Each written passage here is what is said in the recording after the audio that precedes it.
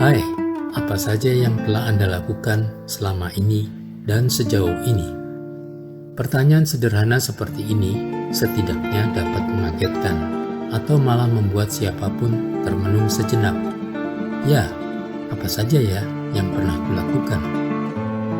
Kata selama ini jelas berkaitan dengan waktu, sedangkan sejauh ini yang cenderung dikonotasikan dengan jarak fisik dan konkret dapat pula diasosiasikan dengan langkah hingga perjalanan hidup yang lebih bersifat umum maupun abstrak. Jika usia Anda tergolong cukup matang, sepertinya banyak yang Anda alami dan lakukan. Mungkin, tapi mungkin juga tidak. Sebab barangkali Anda lebih banyak menikmati hidup apa adanya. Tidak macam-macam, biasa-biasa saja seperti banyak orang. Atau malah Anda hidup dengan situasi yang relatif nyaman sejahtera, sehingga tak perlu kesana kemari.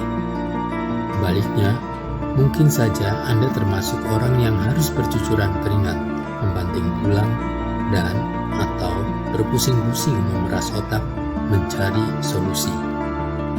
Di sisi lain, ternyata usia tidak dapat memastikan sejauh mana dan kemana seseorang telah dan akan melangkah dalam hidupnya. Tidak ada jawaban tunggal dan pasti bagi pertanyaan di awal tadi, karena memang ada banyak sekali situasi yang bertolak belakang, maupun situasi yang mirip tapi tetap ada perbedaan di sana-sini. Jawaban tunggal dapat saja dikemukakan, tapi pasti bercabang. Apalagi pertanyaan seperti di atas memang cenderung mudah bercabang dan melebar.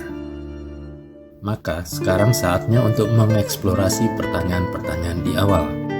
Tapi sebelum melangkah lebih jauh, kata Anda maupun kita yang digunakan di sini dapat diberlakukan juga bagi siapapun, termasuk bagi saya sendiri yang menyusun buku harian yang berformat multimedia ini dan bersemboyan learning by doing. Kita mulai saja dari pertanyaan, di mana kita masing-masing berada kemarin dan saat ini. Dan seperti disebutkan sebelumnya, apapun bisa berkembang dan melebar, situasi, pernyataan, maupun pertanyaan apapun.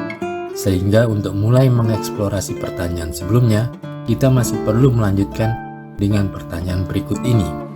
Apakah situasi Anda saat ini sudah sesuai keinginan, harapan, dan upaya Anda? Mari kita masing-masing jujur, apakah pencapaian kita saat ini semata karena upaya dan kerja keras kita? Atau lebih karena beruntung?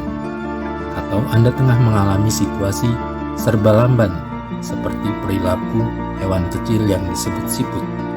Atau serasa jalan di tempat? Atau malah dapat digolongkan gagal? Lantas apa penyebabnya?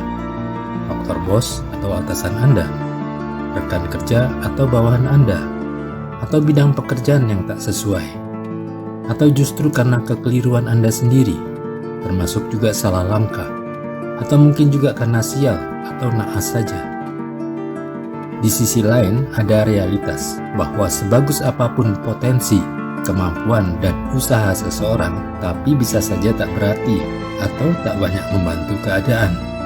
Sebab ada juga persepsi bahwa kalau seseorang itu dianggap tidak cukup beruntung, maka dia bisa saja digolongkan mengalami situasi yang disebut sial, naas, atau bahkan malang. Atau justru ternyata kita itu lebih asik berwacana saja, masih saja berangan-angan dan menunda langkah berikutnya. Sehingga di sini pertanyaan pamungkasnya adalah, mau tunggu apa lagi?